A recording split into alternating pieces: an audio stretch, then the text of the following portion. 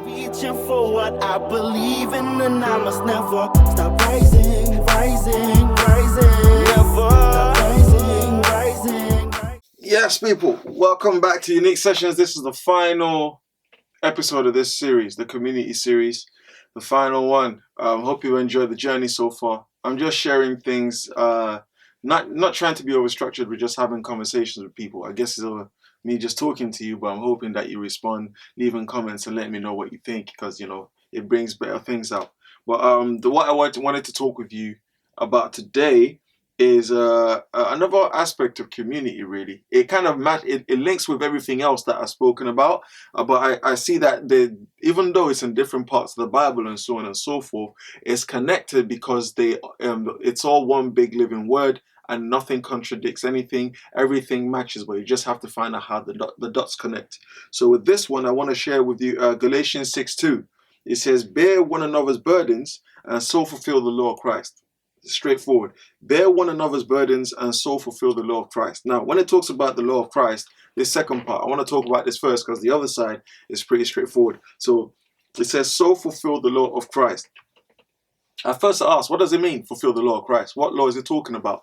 I thought, is it talking about the Old Testament? Because it says Christ is the word. Or is it just talking about certain things that Jesus instructed people to do? And I realized it's actually talking about the whole instruction side of things. It says, bear one another's burdens, people's hardships, difficulties, even personality flaws, self-esteem issues, insecurities, and so on. And also, and so fulfill the law of Christ. When it talks about the law of Christ, I think is when Jesus was talking about things like love thy neighbor as thyself. It showed what it really means to be a servant, washing his disciples' feet, and so on and so forth. I think that's what it meant by fulfilling the law of Christ. Just bearing one another's burdens, one another's hardships, one another's even personality flaws. Maybe everyone deals with pride and so on and so forth and stuff like that. So when it says bear one another's burdens and so fulfill the law of Christ, I think it means you fulfill the law of Christ by looking after each other. And this is why this is an episode in the community series, the importance of looking after each other. We go through things like life problems. I've touched on that in the different episodes. Tragedies, illnesses, finances. These are usually the big ones. There's also smaller things as well. Well, they're not smaller, but they're easily overlooked. That, like, people's inner thoughts, how they feel when they're alone. The person you are is the person you really are is the person you are behind closed doors. That's when your real thoughts come out, your deepest feelings. When you're around people, it can be, I guess, not numbed, but sometimes it can be easy not to pay attention.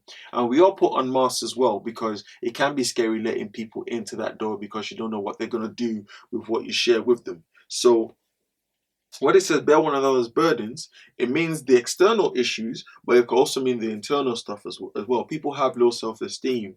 People deal with anxiety. People deal with depression. Mental illness is not always about not being able to do certain things. It's not always about being born a certain way. Mental illness can also involve traumas happening. I hope I'm not getting this wrong. There's something called the 20-mile stare, the 20-meter stare. I'm not sure. It's what soldiers have gotten after coming back from war, because they've been hit with such shock, such mental trauma, that they're never the same again. And a mental illness could just be a long term of having an unpleasant mental experience. For example, being afraid all the time, for being afraid for too long, being anxious for too long. For example, when people think too much about the past or things happening, they get depressed. When people think too much about the future, they tend to get anxious and have long-term anxiety, which leads to all other types of mental things. It could change, or it could warp the way you see the world. It could change your relationship with people. So these are things that need to be addressed as well. But this is a burden people carry. It can be a weight on people. It can hinder people from living out their life the best way. It can change your quality of life as well. It can lower productivity. It can even give you mental illness in the long run. Your mind is linked to so many things. For example, IBS, irritable bowel syndrome, is actually linked to your emotions, and your emotions are linked to your mind. It doesn't work the same with everybody, but there is an emotional and mental state there. And these things may not you may not be born with it, but you can actually get it over time. So people's burdens is not just about finances and external tragedies, or like losing loved ones or illnesses. It can actually also be a mental disposition, and it can be draining to the people that are trying to bear the burden. But there's a reason why it's called a burden. It's a weight, and it's important to bear those burdens, because that's how we fulfill the law of Christ. I mean, when it says love thy neighbor as thyself, because it says love your neighbor as yourself, I honestly think we misinterpret that as yourself. It says as yourself, not more than yourself. When it says as yourself, it one, treat person how you want to be treated, and two, love them like you love yourself. It doesn't mean you hurt yourself. Nobody wants to go out the way to harm themselves. Yes, sometimes we have to carry more for the sake of that person if we're in a better situation, but it's not always about just willingly throwing yourself into the fire. So I think when it says bear one another's burdens, it really means every aspect, especially if you see something in a friend and you don't address it. I've learned over the years, I used to have an issue talking to people. When I'm upset, I'd rather go somewhere and cool off than try and address it. While I have a friend that's always trying to talk about it. If you've seen this video, you're probably laughing. You know who you are. But and that's a very big contrast to me.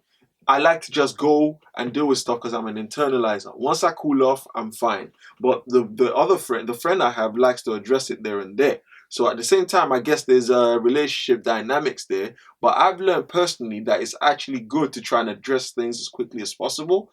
Because sometimes even when I walk off to cool off, it's not always the best thing. Some things I forget. Some things may leave a mark. While if I address it and I clear the air, it actually helps. I know this guy is probably gloating now that I'm saying, yeah, but there is an importance to it too. So when it says bear one another's burdens, it's actually important to try and address things you see in a friend. Not all conversations are easy. Not all the conversations are straightforward, but sometimes the wound of a friend is always better than a wound of an enemy. It's not like you mean to hurt your friends, but sometimes those harsh words need to be said for their own benefit, not to harm them. And that's what I'm trying to get to, just the importance of that. For example now, what can I use as a real life scenario? I once had to have a tough talk with a friend. Very tough talk. I guess I didn't like the way he was going on with his life. I saw where he'd end up if he didn't stop. I actually saw where this can take him. Of course, the conversation didn't end well at first. We had a lot of disputes, a lot of disagreements. And I guess sometimes I didn't address it the right way. I may just snap and start saying things. But I still believe that when people are angry, they're very honest. When someone's angry and they're yelling at you, listen to what they're saying. You actually be surprised how the filter is gone. They're just laying out exactly how they feel. It's an important skill to learn, and I do say skill because it's not always easy to stand there and let someone just abuse you and finish you verbally. But if you're able to actually listen to what they're saying, they will start telling you while they're angry at you. Like if they say something like, you're so annoying. You just talk anyway. You don't listen to what I say. You chat. The fact that they say you don't listen to what I say, they're frustrated because you're not listening to them. When someone's raising their voice at you, it can make you freeze. But it's an important skill, especially when it comes to understanding someone and also building a deeper relationship. This is all being about communities and different aspects of building a community, because it's important. When you're part of a strong community, I may not have said this in my other episodes, but it builds your confidence. It makes you a more stable person. It makes you more able to deal with life's hardships because of the reassurance of it. Even if you're not the kind of person to just run to people, knowing that if you fall, there are people there to catch you. Believe you me, it can make you take more risks in life. Not destructive, but more courageous to take risks, because we have to take risks in life sometimes to get to bigger things. Sometimes, so yeah, that's where I'm going with it. It's actually good for you as a person as well, as an individual, to think about the importance of this. When you're bearing each other's burdens, someone's carrying your flaws, your insecurities. When you're low, they pick you up. I have friends that pick me up when I'm low. I don't even have to ask them to. I don't go looking for them to, but they willingly do it, and I'm very grateful for them. Those are the closest people to me. They actually keep me up. It's actually made it easy to talk about internal and very sensitive things because I know that they've got me. Before that, I never really used to talk to people about stuff like that. I never really wanted to share with friends about stuff like that because I never experienced another human being being there for me like that before until I got these friends, until long-term friends grew. You know what I'm saying? So I'm just saying that when you see someone's going through something's heavy on their heart, something's a burden. They look like they're carrying the world on their shoulders. Normally there's this whole thing of, let's just leave him to it. He'll be all right. Maybe he doesn't want people, prying into his business. So I think part of showing someone you care means you may have to pry a little bit, not to the point where they completely find you an intruder, but for their sake, not for your sake. When you're doing it for their sake, then you're gonna tailor it to theirs. While if you're just trying to do it for your sake, for the sake of just trying to get your own way because you feel like that's the best way to deal with things, it can be destructive. So when I say bear one another's burdens, is looking at the person, seeing if you notice that they have a burden, just asking if they're all right, seeing if they're okay. Don't say somebody else will do it. You should be the person that do it. If you want to see improvement and change, you be the improvement and change. Leaving someone aside for someone else to come pick up the pieces isn't the best way, because imagine everybody in the community has that mentality.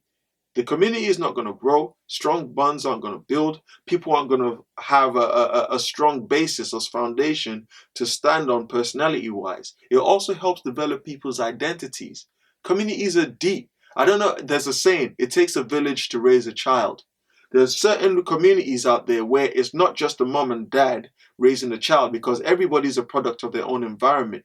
If they're raising a loving, encouraging, supportive, trustworthy community, the person grows up to be a very stable person. While if they grew up in a less than that type of community, you tend to start seeing things and it develops over time. And the older you get, the more ingrained these things become if you don't deal with them, and then it just becomes a thing you pass into your kids, and it's generational, and it's harder to take away, and it's harder to notice. It just spirals out of control. It becomes all sorts. So with that, I think it's important to try and bear one another's burdens, because that fulfills the law of Christ, which is to be there for one another, be a strong community, be a strong body, and then spread out and also spread that kind of love and kindness to other people that need it, therefore creating more stable people over time through generations and so on and so forth. There's some deep stuff. I can go on about this all day, but I just wanted to share that with you. This is the last episode of the community series. Hope you've gotten something from this. God bless you.